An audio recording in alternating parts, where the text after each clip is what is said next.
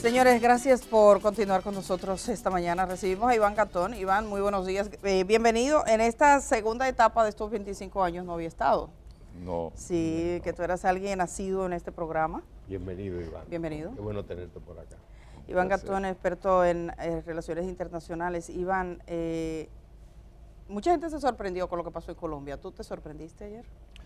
No me sorprendí, como no me sorprendió que la ultraderecha en Francia haya tomado muchos escaños, como no me sorprende que en España, en un feudo que era del PSOE, Andalucía, Correcto, arrasara a la derecha, porque es que estamos en un cambio de época donde la gente lo que está buscando es otras opciones. Hay un hastío en términos generales, porque lo que estamos viviendo ahora es un cambio de época. Entonces, si hay alguien en el gobierno que no puede satisfacer las demandas que tiene la población, la democracia lo que permite es esto. Vamos a hacer un cambio, pero no lo veo tan ideológicamente. Creo que a partir de la caída del muro de Berlín, como decía un amigo del profesor Álvarez, Francis Fukuyama, estamos ante un nuevo esquema donde realmente las ideologías ya no son las que están marcando las pautas. Y en Estados Unidos ganó Donald Trump, sin ser un hombre comprometido ideológicamente, sino aprovechando la visión un poco de declive de Estados Unidos y poniéndolo como tema de agenda.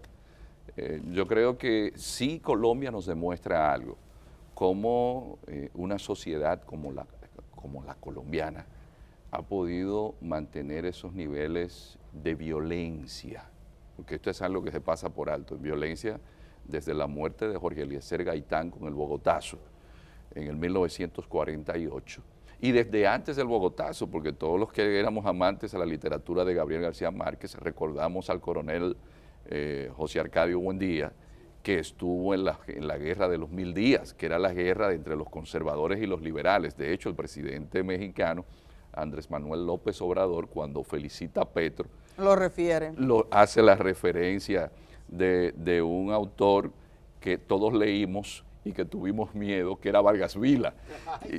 Y entonces dicen que Vargas Vila decía que los conservadores, antes de ir a apuñalar a alguien, bendecían en las misas sus puñales. Lavaban sus puñales en agua bendita. Ganó Petro. Sí. Es bueno decirle a la gente, porque empezamos diciendo Colombia, y asumimos que todo el mundo sabe que en Colombia ganó la izquierda, que no había ganado en la vida democrática de Colombia. Es bueno para que la gente sepa. No, yo tengo dificultad incluso con esa topografía de izquierda y derecha hoy en día. Ahora, Iván, la pregunta del millón. Colombia era el único país de Sudamérica que faltaba porque ganara un partido, o más que un partido, un movimiento y un líder que no era de los tradicionales, de izquierda, como acaba de decir Edith. En el resto de América del Sur han ocurrido eso hasta más de una vez. Colombia era la que faltaba, como que nunca había, se pensaba que era un feudo de los sectores más conservadores y que eran muy fuertes, sobre todo con el uribismo. Me gustaría que explicara, porque yo creo que es importante que la gente entienda qué implicó Uribe en la historia reciente de Colombia y por qué el triunfo de Petro de alguna manera es una demostración de que Uribe era posible derrotarlo de alguna forma. Sí, la gente no se imagina cómo el nivel de radicalización política que llevó Uribe a la sociedad colombiana, vendiendo la idea de pacificar Colombia, de la seguridad. Recuerdo aquellos trabajos de Wilfredo Lozano sobre la democracia en América Latina y que citaba a Uribe, las vinculaciones del narcotráfico también, esta política de los falsos positivos, que la gente no se imagina todavía que en Colombia, por ejemplo, se le pagaba incentivos a los militares por matar campesinos que hacían pasar como guerrilleros. Sí. Entonces Uribe, que se ha vendido muy bien, como se vendió a Iván Duque, porque Iván Duque fue producto de mercadeo. Es una demostración de cómo las élites colombianas vinieron repartiéndose el poder y radicalizándose aún más en cuanto a la marginalización de un gran segmento de la población. Por eso la elección de Márquez fue estratégica, porque desde los quilombos que habían desde el siglo XIX en Colombia, una sociedad donde los rolos bogotanos se llevan distante con los paisas de Medellín, que la gente no, y los costeños los tienen aislados. Uribe representó la perversión de la política, a un punto tal que ese hijo de él, ese hijo putativo, que es el presidente actual, se mantuvo en el gobierno gracias a que tuvo un soporte de esos sectores más conservadores, pero lo vemos reflejado en las elecciones. La gente buscó a Hernández, que era un outsider de la política. Que no era del grupo uribista. Que no era del grupo uribista. Entonces ya había un cansancio, un hastío de un Uribe que su jefe de su escolta está preso en Estados Unidos por tráfico de drogas. Entonces, eso es algo como que no se le dice a la gente. Sí, hay mucha desinformación en torno a eso. A veces aquí en el país uno lo nota porque leyendo la prensa colombiana puede ver los falsos positivos, la parapolítica, los paramilitares ejerciendo poder, todos ese tipo de aspectos que estuvieron muy vinculados al gobierno de Uribe. Desde que Uribe era ministro, ministro de Transporte, que el M-19 le mató a su padre, se le vinculaba a sectores de la AUC, de la Autodefensas Unidas. Mire, queremos brindarle un cafecito. Que no es colombiano, sino dominicano. El colombiano es muy bueno también. No tuviésemos ningún problema en beber el café colombiano. De hecho, cuando he estado en Colombia traemos café también de allá. Porque en cierto modo, algo que decía Gustavo Petro, electo presidente de Colombia, Gracias. Colombia tiene todos los climas de América Latina. Sí. Está en contacto con todos los mares. Él decía, nosotros no estamos aprovechando esto. Ahí está Gustavo Petro. Este hombre, hay un video que estoy viendo ver la posibilidad de difundirlo, que fue grabado por él cuando aspiró a la presidencia, que no llegó, hace ya más de 4 años. Y él decía cómo a la sociedad se le inculcaba el miedo. Decía, hay sectores que trabajan para meter miedo. Y dice, le tiene miedo, hay gente pobre que le tiene más miedo al vecino que también es pobre por su seguridad que al banquero que les roba su pensión. Entonces dice, y ahora han configurado el miedo a un político al que piensa distinto, el miedo al que piensa diferente, el miedo a que, por ejemplo, nuestra plataforma lleve a este país a ser otros países que han fracasado. Es un miedo permanente, libérense del miedo. Era un poco por esa línea. Creo que lo tenemos, ¿verdad? Lo podemos tener, me dice nuestra productora. Sí, me dice, sí, lo tenemos. Vamos a ver esto porque me gustaría que usted lo comentara.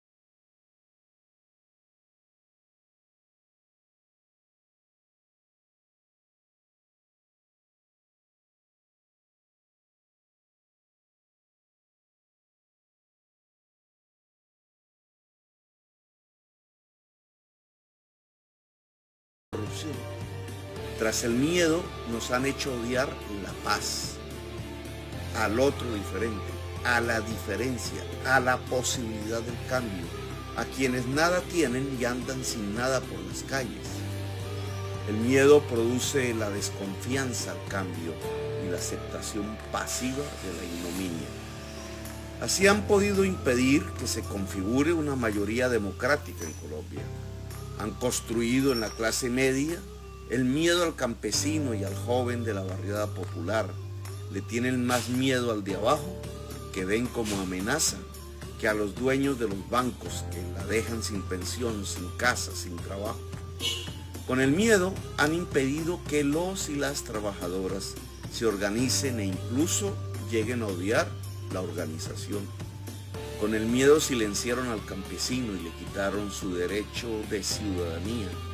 Con el miedo desataron un genocidio político sin resistencia en el país.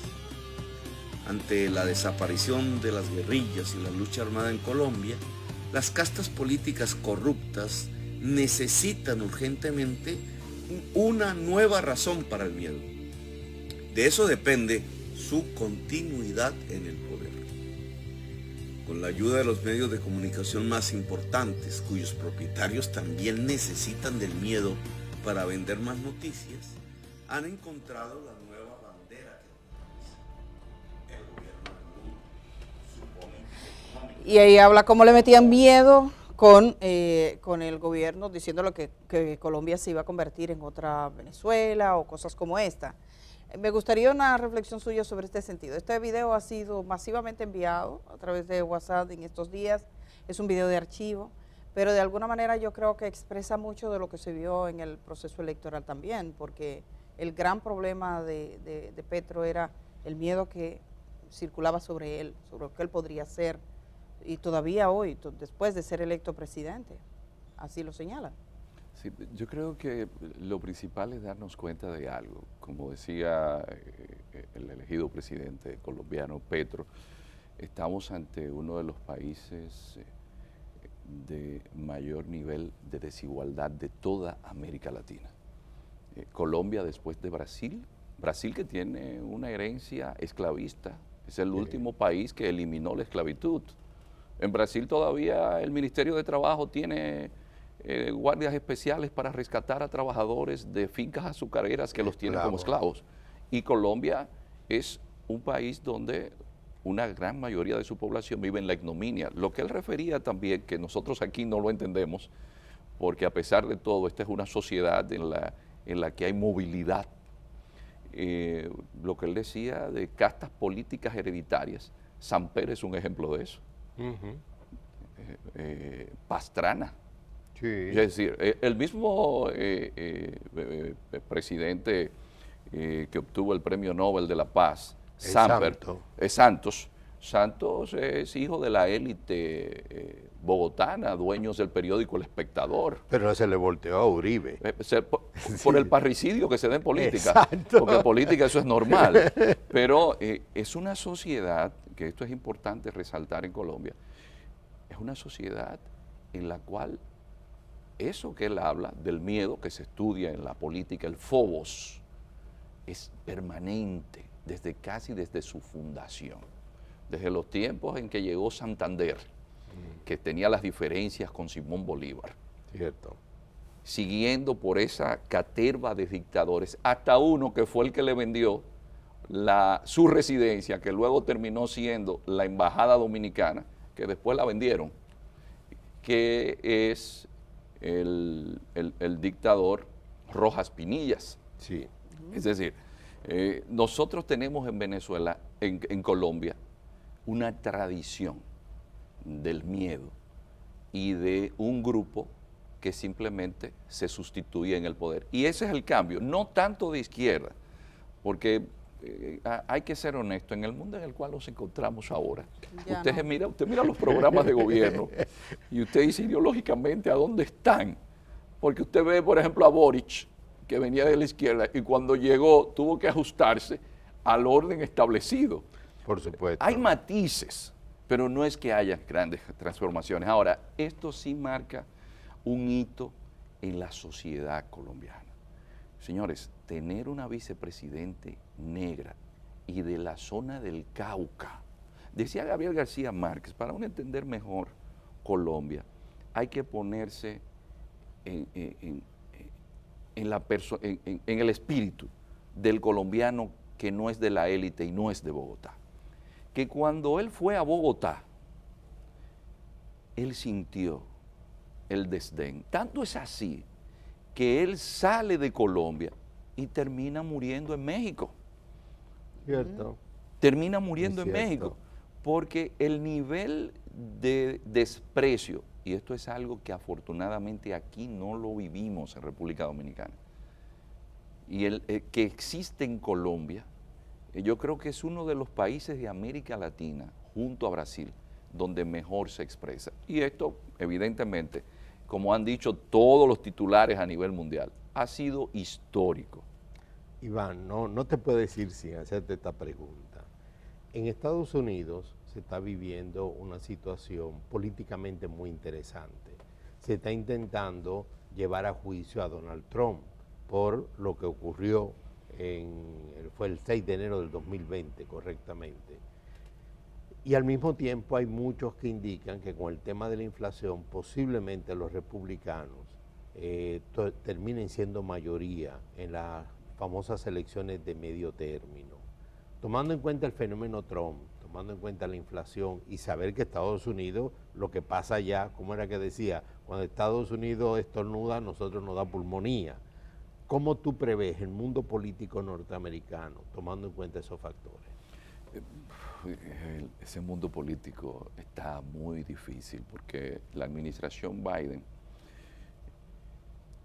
llevó a Estados Unidos a entrar en un escenario y a Europa a una guerra que me hizo recordar fatídicamente lo que pasó después de la Primera Guerra Mundial. Y es que no hay manera de que las democracias puedan soportar al populismo cuando hay inflación. De ahí tuvimos el crecimiento del nazismo, el fascismo, de ahí vino hasta la Segunda Guerra Mundial. Y La Guerra Civil Española. Vino la Guerra Civil Española. Kissinger, que yo siempre tengo que decirlo, nació con el bachillerato aprobado. Decía que cuando se manejan los combustibles, entonces usted maneja los gobiernos. Pero cuando usted maneja la alimentación de los pueblos, usted maneja a las masas. Sucede que si en Estados Unidos no había en estos días el componente para alimentar a los niños, es decir, un descuido que se tuvo que hacer, un puente aéreo con el ejército de Estados Unidos para llevar leche para los niños a Estados Unidos. Que Estados Unidos hay una serie de productos que no aparecen en los supermercados, por ejemplo. Y usted dice, pero ¿y aguantará Estados Unidos la inflación? ¿Biden aguantará esa inflación? Esta situación con un Trump, que es un animal político, porque hay que verlo así, la gente subestima a Trump, pero Trump es un son politicón, sí, como decía Aristóteles. Sí.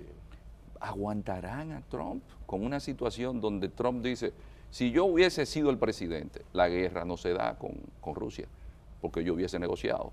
Que fue lo que dijo Lula. La guerra pudo evitarse, pero hay algo que JP Morgan... Hasta el Papa lo ha planteado, hasta el Papa Francisco. Toda la gente sensata sabe que eso pudo haberse evitado. JP Morgan dice, ¿saben cuál es mi gran temor?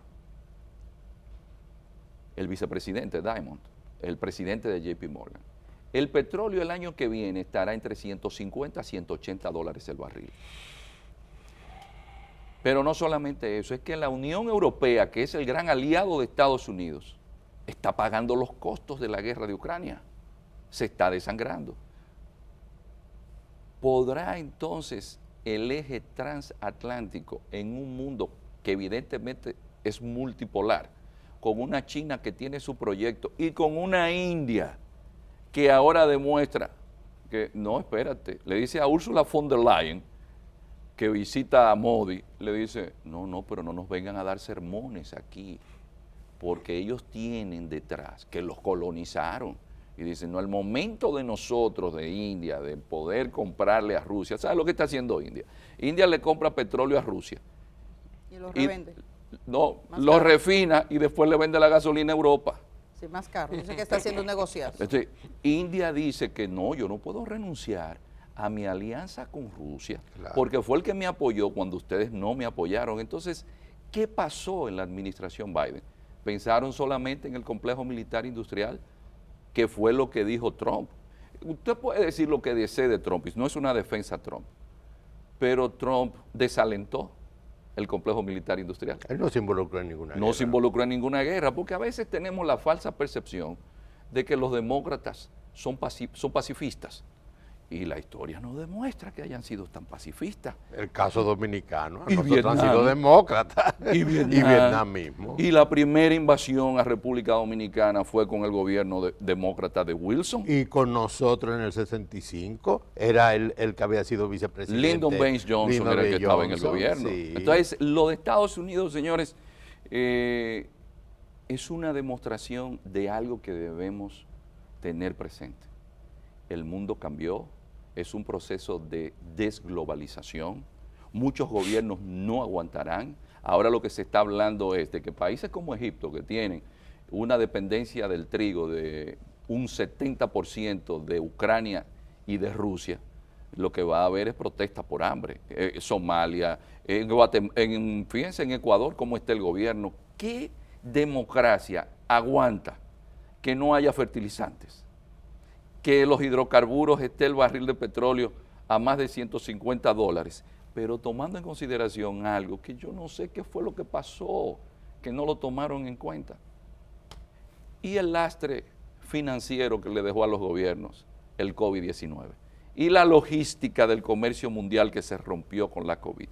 ¿A dónde vamos a llegar? Y creo que ahí hubo un fallo que los propios demócratas tendrán que admitir, que si no le están abriendo las puertas a Trump, se le están abriendo a cualquier otra persona que llegue, pero a los demócratas se les hará muy difícil poder mantenerse en el gobierno con un petróleo a más de $150.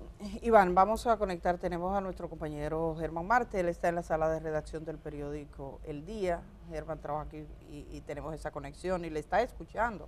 Germán, de nuevo buenos días, tu pregunta para Iván.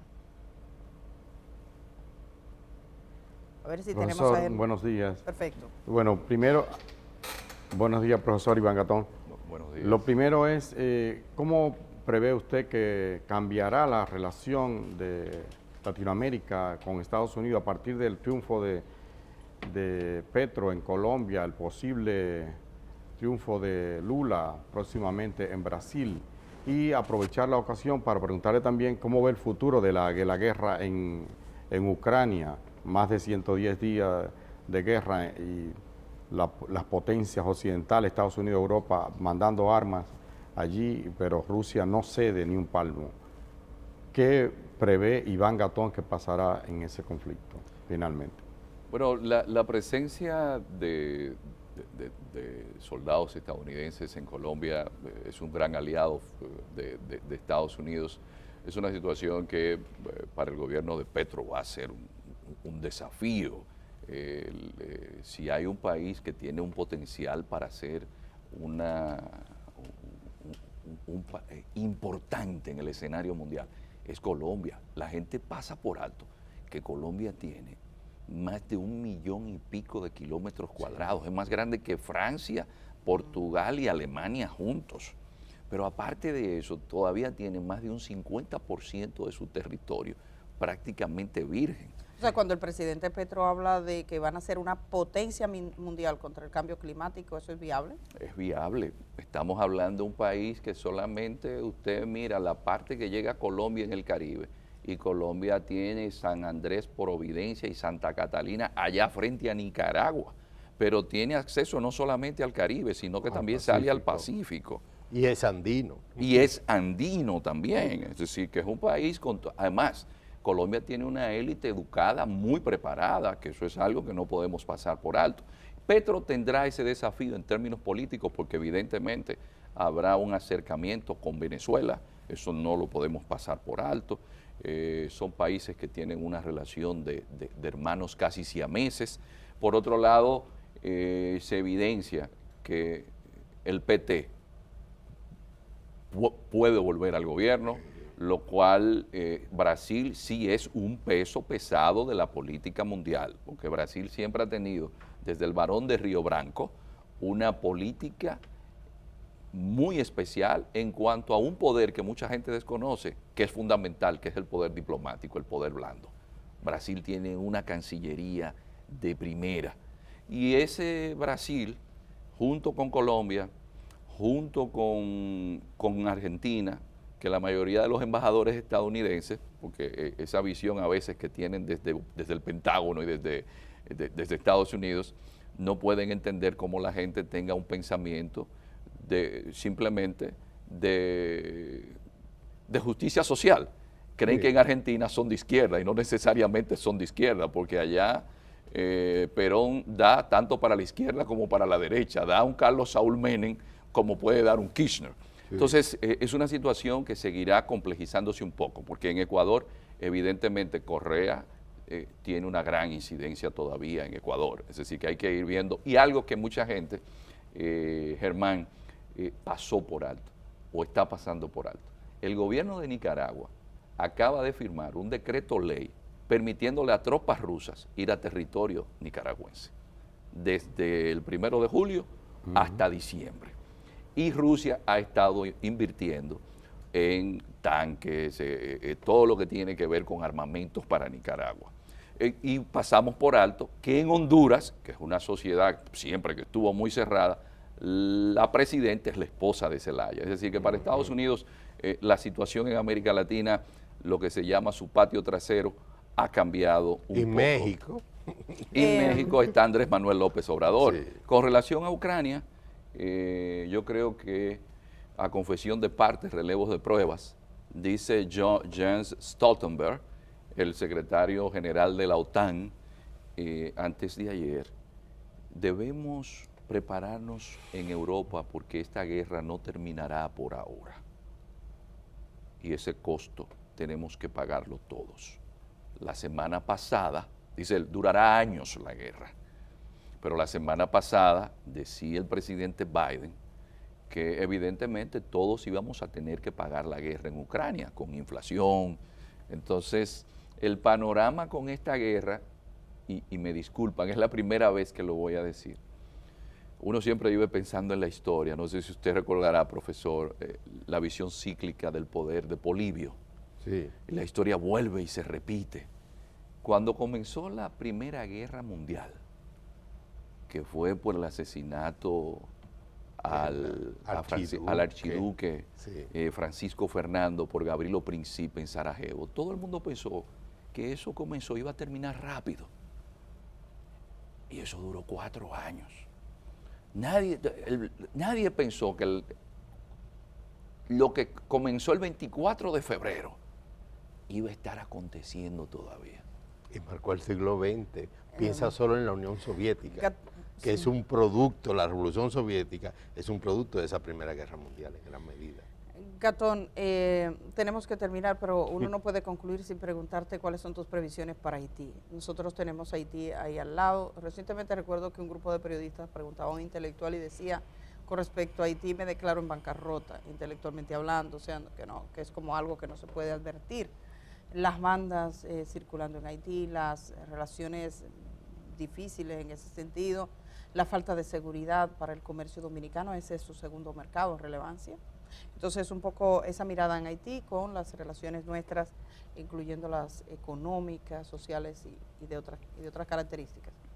Miren, nosotros quizás hemos tenido una visión miope con Haití. Yo siempre hago referencia a que quizás uno de los presidentes que mejor entendió Haití fue Ulises Heró, que ha sido satanizado, pero para mí es uno de los hombres de Estado más importantes que ha tenido la República Dominicana. Y él sabía cómo se movía todo en Haití. Miren, hay un hastío y utilizo la palabra hastío porque me ha tocado conversar con diplomáticos europeos y de países importantes de América Latina que se han dado por vencido con relación a la corrupción en Haití y no están dispuestos a seguir colaborando en Haití. Por ejemplo, vamos a ayudar a construir un hospital, se da el dinero y el hospital no se construye. Con el tema de las bandas, bueno, Moïse fue el que financió a Jimmy Cherizier y vía Turquía se trajeron armamentos que se aprobó para que él hiciera una policía, pero lo que hizo fue sus propios tontomacut, porque esas pandillas que nosotros estamos viendo ahí, fue la clase política haitiana que la creó como frente de choque. ¿Y ahora qué sucede? Que no hay forma de manejarla. Es un país donde su élite económica, digámoslo así, no se preocupó en el largo plazo por crear las condiciones para que el país se echara hacia adelante. ¿Qué va a suceder? Bueno, cuando ustedes leen el informe de la Organización de Naciones Unidas para la Agricultura y la Alimentación, FAO, dice que entre Somalia, Yemen y Haití van a ser de los países más afectados por la crisis alimentaria que viene. ¿Qué significa eso para un país que tiene poca superficie cultivable? Que el principal río que posee nace en Restauración aquí en República Dominicana. ¿Quién le da asistencia a Haití? ¿Se la da Cuba, que no permite que lleguen y se queden, sino que los rehidrata y los devuelve? ¿Se la van a dar las Bahamas? ¿Se la van a dar Martinica, Guadalupe? ¿O Estados Unidos, que acaba de anunciar que le permitirá a algunos haitianos, y serían como 4,000, que entren como inmigrantes? ¿O se lo permitirá Canadá, que todos aceptarán haitianos, pero con un alto nivel de educación? Todo esto, y yo lamento utilizar este término, pero Haití es como un cáncer que ha hecho metástasis en la isla española. Desgraciadamente, yo no veo nada más. Yo veo esto como un cáncer, un país que va a tener, y esto es importante, Edith, Haití, dentro de unos cuantos años, será el país con más habitantes del Caribe, incluso más que Cuba, con apenas 27,000 kilómetros cuadrados. Eso es una caja de Pandora. El panorama haitiano es lúgubre y eso implica necesariamente la República Dominicana. Y un elemento que mucha gente está descuidando, el crecimiento, por ejemplo, del Islam en Haití, que por un lado es positivo, porque está acostumbrando a muchos haitianos a tener una disciplina que da el Islam, pero ¿hasta qué punto el Islam radical no podría crecer en un Haití que el Islam ha crecido de manera exponencial después del terremoto? En Haití parece que todas son preguntas, Iván. Con esto cerramos en el día de hoy. Te agradecemos muchísimo esta Muchas presencia. gracias, Iván. Mucha gente haciendo preguntas aquí en el Sí, es chat que hay para mucho Iván. que Sí, preguntar. hay mucha gente haciendo preguntas, han comentado mucho tu entrevista, así que queda disponible esta entrevista para que la gente la comparta en el chat de este canal. Y por supuesto vamos a ir a la pausa, todavía tenemos un poquito más. Gracias, Iván Gatón.